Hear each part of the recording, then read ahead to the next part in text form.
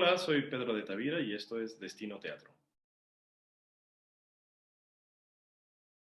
La última vez que pisé un teatro fue en enero del 2020, enero del 2020. Tuvimos una temporada, íbamos a tener una temporada de 50 funciones de Quién teme a Virginia Woolf en el Teatro El Milagro, pero por cuestiones personales de parte del elenco y luego después la pandemia, se redujo simplemente a una semana. He tenido una serie de altibajos. En un principio fue como muy sorprendente no pensar, más que no estar en el teatro, pensar que no había teatro en ningún lado. Eso fue lo que más me sorprendió, que llegaban, hubo fines de semana donde no había teatro en ningún lado en este país por momentos en ningún lado del mundo. Pero por otro lado, sirvió esta pausa para dar un paso atrás y poder reflexionar el ritmo de vida y el ritmo de trabajo que estaba manteniendo eh, con los modos de producción actuales, en donde me di cuenta que muchas de las cosas que hacía era por presión económica, más que por una necesidad artística. No todas, pero un motor muy fuerte era el tener trabajo, tener una función, tener otra función, tener otra función, tener otra función para lograr subsistir. Entonces, sirvió para dar cuenta y decir qué estoy haciendo con mi carrera, no en un sentido trágico, sino simplemente decir, a ver, ya tomé este camino, ¿qué podemos hacer para cambiarlo? Si no estás a gusto, como no me di cuenta que no estaba muy a gusto.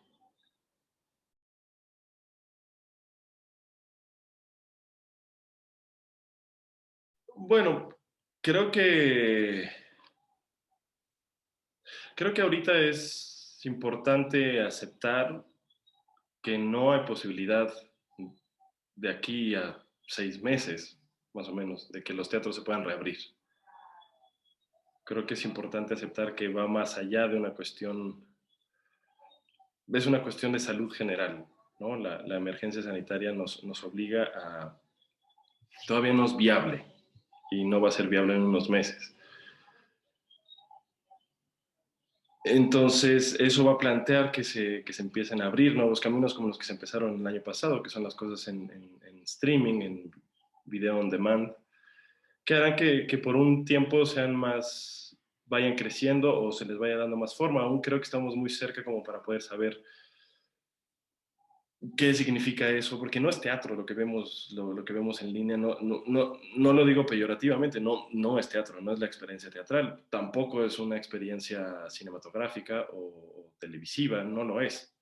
Ni tenemos que optar por competir en el teatro en streaming o en demanda, competir contra el lenguaje cinematográfico o televisivo, porque tenemos todas las de perder. Es un híbrido que está tomando forma, que está saliendo como una necesidad, como una manera de hacerse presente, que la comunidad teatral se haga presente. Y eso va a imperar de alguna manera por un tiempo y tendrá sus modificaciones se permeará a cuando podamos regresar al teatro. Va a ser una nueva técnica, una nueva herramienta escenotécnica que tengamos, sí lo creo. Sin embargo, el punto cuando se controle la pandemia, cuando podamos regresar a la normalidad que sea, pero que implique la socialización, que el teatro es socialización, creo que va a haber una gran demanda de público. Y el público va, o sea, no creo que la gente no vaya a regresar a los teatros porque, ya descubrí que está más padre verlo en mi casa. No, el teatro es una necesidad, estoy seguro que el teatro es una necesidad social y que la gente que lo ha probado, que lo prueba y lo sabe, no puede dejar de no ir al teatro, y así sea para ver una obra mala. El ritual de sentarse en comunión con los demás espectadores, con los actores, actrices, a 2 metros de distancia, vivirlo presencialmente, no va a dejar de existir. Va a ser difícil recuperar, como creadores de teatro, recuperar el calendario, va a ser difícil repartir el presupuesto y quiero pensar, que soy muy escéptico, que podremos aprovechar este parón, este alto, para replantearnos la distribución de recursos y de espacios que ha llevado a que el teatro en México esté en un punto sumamente vulnerable. Creo que la pandemia nos ha mostrado, nos ha hecho una lupa de cuán precarizado está nuestro trabajo, no solo en el teatro, sino en las demás áreas culturales. Cuán vulnerable está, cuán olvidado está, no solo por el gobierno, sino por la sociedad misma y por los hacedores de teatro, como hemos permitido que el teatro tenga este lugar. Y entonces quiero pensar que se podrá replantear y luchar contra esta precarización, contra esta vulnerabilidad y esta inestabilidad que tenemos. Quiero pensar, quiero ser optimista y pensar que podemos aprovechar esta oportunidad, este parón, para restablecer y para buscar nuevos caminos de gestión cultural en donde las áreas, los gremios culturales, la música, la danza, los teatros, encuentren un lugar mucho más estable, mucho más sólido en cuanto a condiciones laborales, en cuanto a recursos. Esto lo digo porque con este parón que ha habido, nos hemos dado cuenta que no hay una base sólida en donde los creadores nos podamos recargar tantito en una situación de crisis severa como esta. Es decir, no hay ningún tipo de prestación, no hay ningún tipo no hay ningún planteamiento en cuanto a esto pueda seguir. Desde las instituciones culturales no puede, o sea, no hay ningún plan de trabajo en cuanto a, ok, los teatros están cerrados, ¿qué podemos hacer para continuar atrayendo al público, para continuar dando trabajo? Sea streaming, no hay un plan. Simplemente se cerró, se dejó y entonces uno como hacedor de teatro no tiene de dónde conseguir, no tiene manera o sea, no tenemos un sindicato, no tenemos prestaciones, no tenemos seguros, no tenemos dónde podernos apoyar. Cosa distinta que sí pasa con los sindicatos que trabajan en los teatros, en las áreas culturales del gobierno de este país, por ejemplo. Entonces quiero pensar que podemos replantear y hacer una gestión para reestructurar esto y para buscar darle más solidez laboral y en cuanto a contratos a la comunidad cultural de este país y replantear estas cosas como los trabajadores del capítulo 3000, que es la cosa más precarizada y más vulnerable y es el sector más grande de, de los trabajadores de la cultura en este país y que nosotros actores, por ejemplo, no nos contraten como proveedores, por ejemplo, buscar ciertas maneras en donde tengamos cierto amparo fiscal y cierto amparo laboral y tener un contrato digno. Sería como lo que yo esperaría que suceda con este parón de emergencia sanitaria.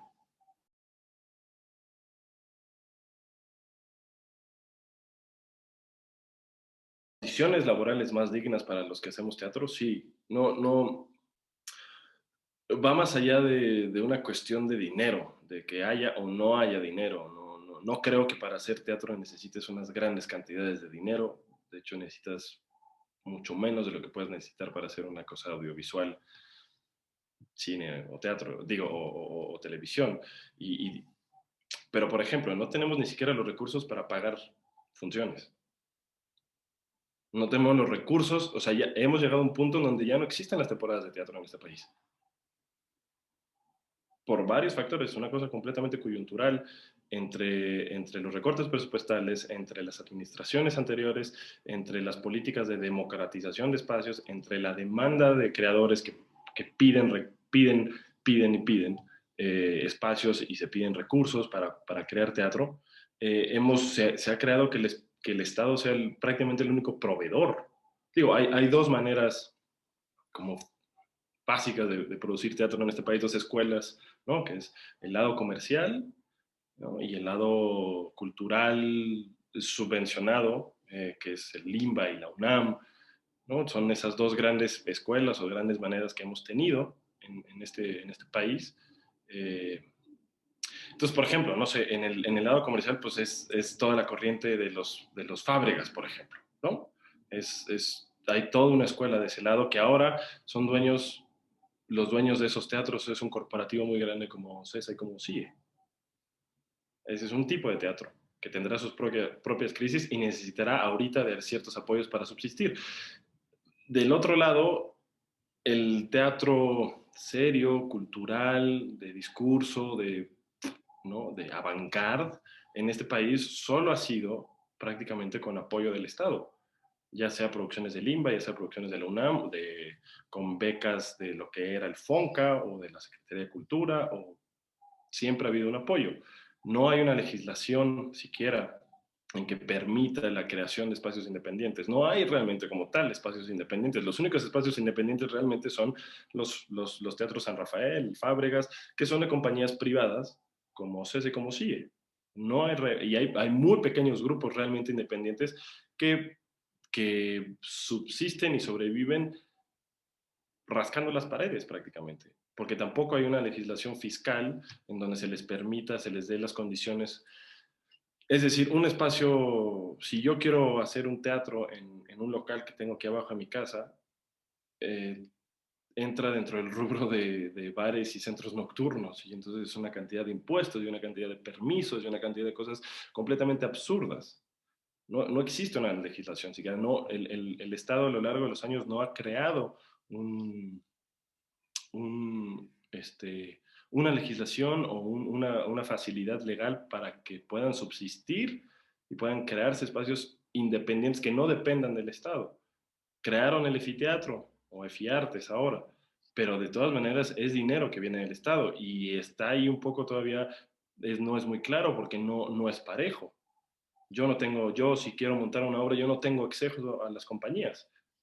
En un principio estaba el broker, entonces había una cuestión de dinero, luego ya no hay broker, pero entonces yo no puedo, yo no, ¿qué llego? Toco a FEMSA, toco la puerta de BIMO, les digo, mira, tengo esta obra, me la pueden producir, me regalan el 10% de sus impuestos, pues me van a mandar ¿no? Ahí hay que hacer toda una cosa de relaciones públicas, y al fin y al cabo ese estímulo es eso, un estímulo fiscal. Lo único que le interesa a ese estímulo es que el dinero se mueva. No hay de por medio una cuestión de calidad.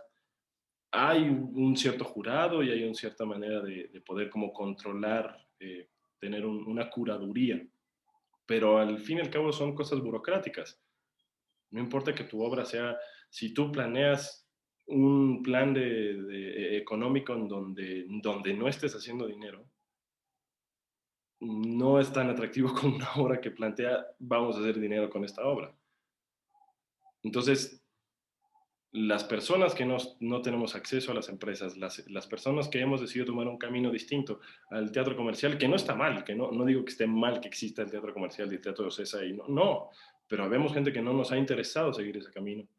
Eh, no tenemos manera de subsistir haciendo teatro si no es haciendo 4 o 5 obras a la semana, dando 10 funciones por obra. Esas son ahora las temporadas en este país, de 12 funciones, 20 funciones y ya es como, tienes una temporada larga. Qué puedes crear, qué puedes desarrollar, qué impacto puedes tener socialmente con 20 funciones? Entonces, sí me parece que estamos en un momento importante de cambiar las condiciones porque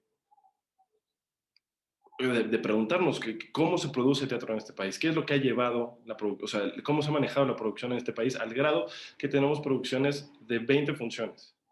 ¿De qué poética, de qué estética, de qué discurso, de qué dialéctica teatral podemos hablar si nuestra obra tiene 20 funciones? Si vivimos en un país en donde el 90% de la población aproximadamente no va al teatro porque no tiene acceso a él, cuando el 90%, si no es que más, de las producciones teatrales de este país se hacen en la Ciudad de México. Y de esa Ciudad de México se hacen prácticamente en dos centros culturales, que es el IMBA y la UNAM. y de ahí no salen. Ese es el radio de alcance que tenemos prácticamente como teatro nacional. ¿De qué teatro estamos hablando en este país? De qué podemos, qué retribución social podemos darle? Y si a eso sumamos que no tenemos temporadas, si a eso sumamos que no hay contratos laborales justos para los creadores de teatro, pues entonces habría que preguntarnos de qué viven, de qué vivimos las personas que hacemos teatro en este país, para entonces comprender qué teatro hacemos en este país y por qué. Y creo que este momento nos puede servir para replantear y decir, basta de esto, basta de precarizarnos, basta de tener a este sector cultural junto con, no quiero ni pensar en cómo está la danza, ni cómo está la música en este país. No puedo hablar porque no me dedico a eso, pero me imagino que debe estar igual o peor, porque no tiene tanto, no es tan mediático como podría ser el teatro, ¿no? Entonces creo que es un buen momento para replantearnos y decir, basta de esto, basta de estos contratos injustos, basta de de estos contratos del contrato 3000. eh, Hay que replantearnos. Y no es una cuestión de necesito 3 millones de pesos para poder hacer mi obra de Brecht. No, es necesito poder pagarle dignamente al actor, a la actriz, al escenógrafo, escenógrafa, directora, iluminadora, dignamente, porque cobramos y trabajamos en el IMA y en UNAM, si bien nos va, podemos cobrar entre 2,000 y 3,000 pesos por función, menos impuestos. Entonces, si cobro 2,000 pesos menos retenciones, estoy cobrando realmente 1,400 pesos por función y estoy dando 20 funciones. Entonces logro tener, por lo menos de una temporada, 20,000 pesos, más o menos. Con eso no puede subsistir en este, tengo que hacer otra obra y tengo que hacer otra obra y tengo que hacer otra obra. Entonces de pronto estoy haciendo 5, 6 obras en 2 meses para poder pagar la renta y poder pagar la educación de mis hijos. Y entonces llega un punto en donde dejo de pensar en qué quiero hacer, qué inclinación artística tengo, qué necesidad artística tengo y expresiva tengo para pararme ahí del escenario. Simplemente, ¿qué obra quieres que haga? La hago. Me da igual. Venga, la hago, la hago, la hago, la hago, la hago, la hago, la hago. Y hacemos infinidad y damos clases y vamos y tenemos llamados, o sea, vamos entre ensayos, llamados, funciones, clases, donde ahí hay posibilidad de reflexionar qué estamos haciendo. Nos metemos en este círculo laboral capitalista de tener que generar más porque lo que tenemos no es digno. Sí creo que influye mucho. Por eso pregunto de qué vivimos los que hacemos teatro. De saber de qué vivimos implica saber qué teatro hacemos. Perdón, tampoco se trata de decir al Estado, me tienes que dar dinero, me tienes que dar, me tienes que dar, me tienes que... No, podemos encontrar maneras de dialogar de hacer contrataciones dignas en donde, ok, me vas a pagar 2,000 pesos por función, pero un 20% en vez de que se vaya a impuestos, se va a ir a una bolsa de seguro o de retiro o de algún tipo de prestación que pueda tener, porque me estás contratando. El problema es que no nos contratan, nos vuelven proveedores. Entonces estamos en el último escalafón de la cosa fiscal, de la cosa burocrática, y no tenemos acceso a ningún tipo de prestación. No tenemos acceso al IMSS, no tenemos acceso al ISSSTE. Sin embargo, cuando trabajamos con el IME y con la UNAM, somos trabajadores del Estado. El Estado nos está contratando, pero nos contrata como proveedores, lo cual no nos da derecho a nada, lo cual nos quita más impuestos. Y además hay un tabulador que alguien puso, no sé quién, que no ha crecido conforme crece la inflación siquiera. Y entonces esa persona decide que tú, que estás saliendo de la escuela, que es cuando más necesitado estás y vas a ser el protagonista de la obra, pues eres el que menos vas a cobrar. Porque aquí hay derecho de piso y entonces el actor que lleva 10 años trabajando cobra más que tú, aunque salga 5 minutos en escena. No es justo. Y no hay un plan se paga nada más por función, como si el trabajo de actor simplemente fuera pararse en un escenario a dar función. ¿Dónde están los ensayos? ¿Dónde están las investigaciones? Bueno, ni siquiera tenemos ahora salones de ensayo, prácticamente. Llegamos a trabajar con las instituciones culturales que están sobrepasadas porque no tienen espacios, porque no tienen recursos, porque tienen una demanda muy grande. Y entonces no hay salones de espacio, no se acondicionan salones de espacio y entonces pues ensayan en el lobby. Me parece realmente, no lo hacen, no hacen, las instituciones no hacen esto como para joderlo a uno, sino porque no pueden, porque no tienen de dónde. Pero es Pero realmente insultante que te digan ensaya en el lobby, porque no hay salón de ensayos. Pero además es una cadena, ¿no? De una problemática muy clara que también, por ejemplo, los espacios independientes, ¿cómo no pueden activarse, ¿no? Hace un tiempo quisimos abrir un espacio en la Nápoles, pero justo como es considerado un centro nocturno, un bar, los vecinos se oponen totalmente a eso, a dar un permiso, porque pues obviamente se va a vender alcohol y va a ser un lugar de mala muerte, ¿no? Y no pudimos activar el espacio, no lo pudimos activar a pesar de que está toda la estructura para que se pudiera No hay, ocupar, ¿no? Entonces, no hay manera de hacer alianzas con compañías independientes y el Estado, supongo. no hay un pie, el Estado no ha dado lugar a crear economía local. Porque tener un teatro en la Nápoles, en Escandón, en la Roma, en la Juárez, pues si juntas que hay un teatro y al lado hay una panadería y luego hay una tiendita y luego hay una cafetería y un restaurante, entonces es parte de la vida social de la colonia y entonces implica que la colonia genera dinero y entonces el que va al teatro se toma un café aquí y se compra un pan acá o sale de la obra y se va a cenar acá. No permiten, no ven que crear pequeños espacios independientes va a generar que la economía local crezca. Y aún, o sea, me parece como, yo no soy economista, ni mucho menos yo por algo estudié teatro, pero, pero sí estoy convencido de que las políticas de gestión cultural en este país han debilitado a un grado severo la creación artística de este país, porque los modos de producción alteran la poética. Entonces no produces igual, no generas igual una obra, por más independiente que sea, si cobras 50 pesos por función, así tienes asegurado un sueldo digno y tienes prestaciones. Y si tienes los recursos mínimos para crear, como ensayos, como camerinos, como, ¿sabes? Sí influye, sí afecta. Y además de que tener un teatro local en la colonia, pues genera no solo economía, sino vida social, interacción social, cultura, reflexión. Podemos hacer obras que traten de la colonia en la que estamos, de la alcaldía en la que estamos, en la que, ¿sabes? Es un diálogo. No hay las condiciones eh, el Estado no presta condiciones para que esto se genere. Entonces dependemos completamente de Fiteatro, de Lima y de la UNAM. O nos vamos al lado comercial. No hay más opción.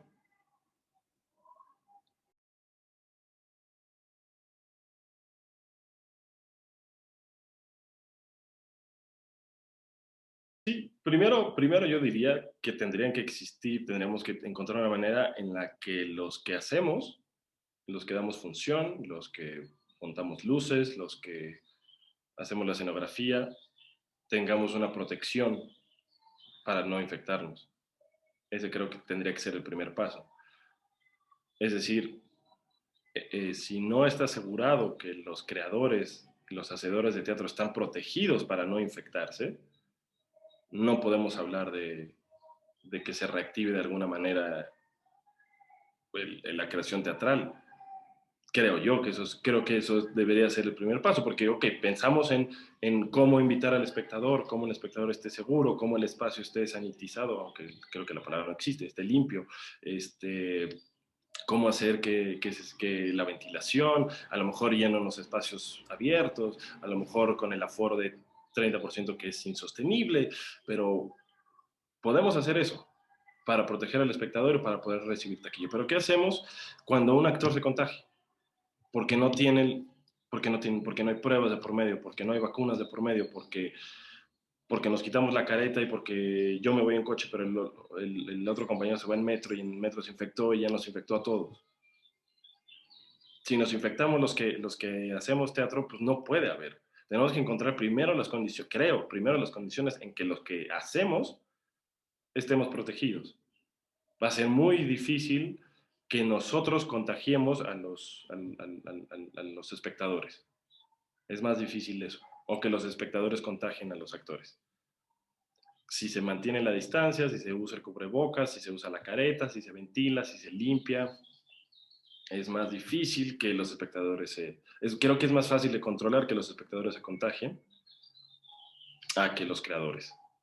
Entonces habría que pensar en eso, habría que tener esperanza y confianza en que este plan de vacunación sirva, lleguen las vacunas, porque también no hay vacunas en el mundo, ¿no? Ese es el otro problema, estamos muy prontos y no hay vacunas en el mundo, más allá de si la gestión federal es correcta o no, que no me quiero meter en eso.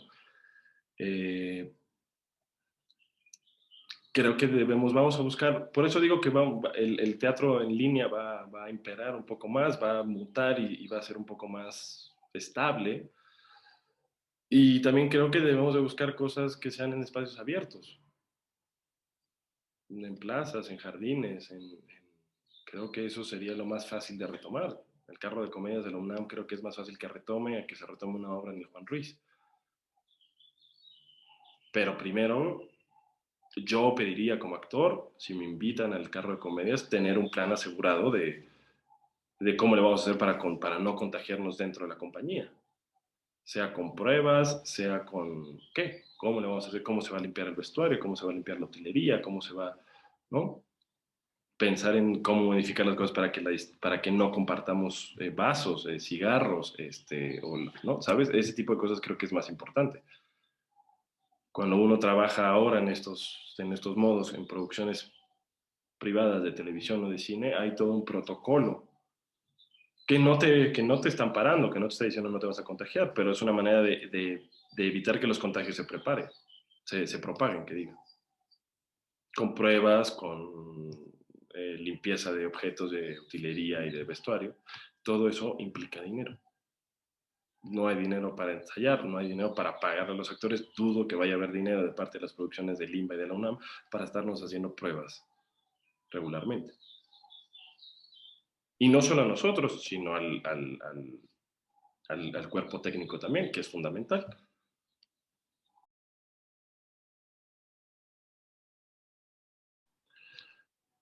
Pues mi esperanza es que la pandemia se controle. Tengo fe en que eso va a pasar y entonces no dudo que en cuanto se pueda rehabilitar todo, la gente va a volver al teatro, no me queda de duda. No, no, la gente ahora está teniendo un acceso y una lluvia muy fuerte de contenido audiovisual en casa. Y creo que poco a poco nos hemos dado cuenta que eso no es suficiente, que se necesita, así como se necesita salir y tomarse una cerveza con un amigo en el bar de abajo, es necesario ir en grupo, ir en comunidad, a vernos en persona, no a través de una pantalla. Entonces no tengo duda de eso. Mi miedo más grande es que que la crisis económica crezca todavía más de lo que ya es y entonces no haya manera de sostener ni el IMBA, ni la UNAM, ni las sinfónicas, ni los ballets, ni los museos. Ese es mi miedo más grande.